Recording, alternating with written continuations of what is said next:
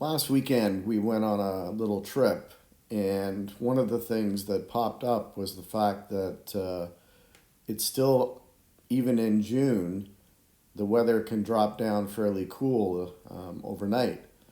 So, most RVs come with a forced air propane furnace, and what I've done is taken that out and put in a forced air diesel heater because it runs more efficient and it also has a drier heat. Forced propane furnaces throw off a lot of moisture when they're running. So I wanted to do this video and just give you my research that I came up with when I was looking for a heater to put into the RV that would cross off a lot of the checks that were important to me. So here we go. Some of the heaters available, as I've said, is a forced air propane furnace, which comes with probably 90% of your average trailer. A forced air space heater, so the little cube type heaters that you can buy at your big box store that typically go up to like 1500 watts. Propane or kerosene catalytic heaters that also have a fan blower. A diesel or a car gasoline heater, which are commonly referred to as diesel heaters. An oil-filled radiator heater, which is like a convection heater. An electric radiant floor heating, which you might find in a higher end coach. And then propane gas hot water heaters that are in the floor, also again you would find in a higher end coach. So let's look at these different heaters and the pluses and the minuses for each. The forced air propane furnace, which is used in most RVs. Now the pros, they are extremely inexpensive for the manufacturer to put in them. They're well known, so most people would know how to use the thermostat on them. They use propane, which is readily on board just about every RV. They can throw off a fair amount of heat to heat your RV fairly quickly. Now, the downside to these units, they use an extreme amount of propane. They will wear down your battery in your RV quite quickly. They also throw off a lot of moisture when they're in operation because propane is a liquid until it's turned into a gas. And when these units are running, a lot of the air coming out of them is unused propane, so they throw off a lot of moisture, which can cause mold and mildew in your RV. And they also use a lot of battery when they're running as well. So I would not recommend one of these. Now the next one that some people use will be these little portable space heaters that you can buy at just about any big box store. Now they're convenient in the sense that they're very small, so you can put them just about anywhere. They are safe because they are running on a ceramic element.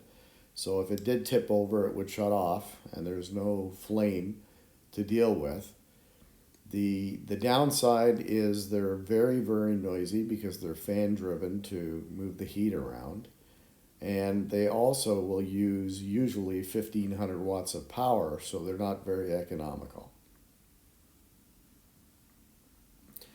These heaters, which throw off a propane gas, are probably more of the controversial heaters people use.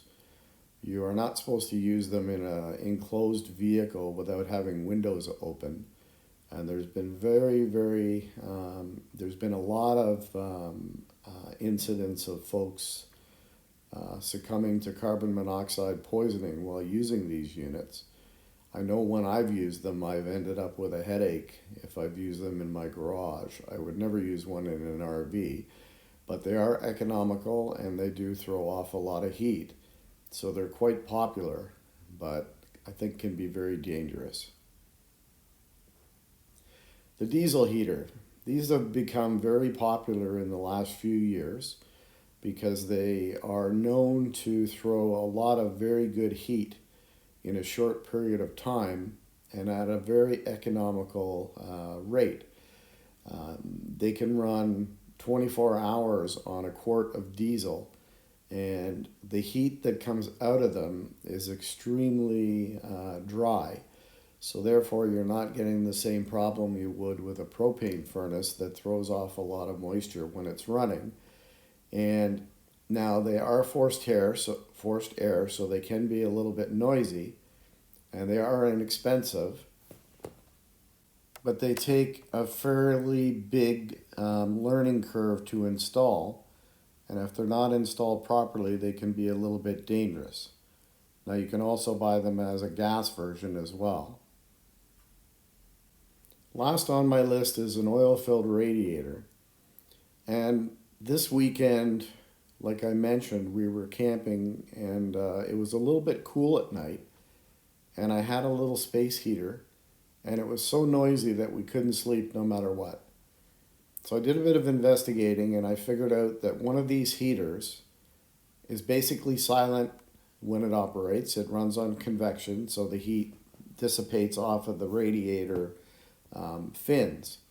Now, they can run, if you buy a slightly better unit, they have timers. You can run them at 600 watts, 1200 watts, and 1800 watts. So they'd be ideal if you were plugged into shore power or you had a good lithium battery bank and a fair-sized inverter like I have in my motorhome.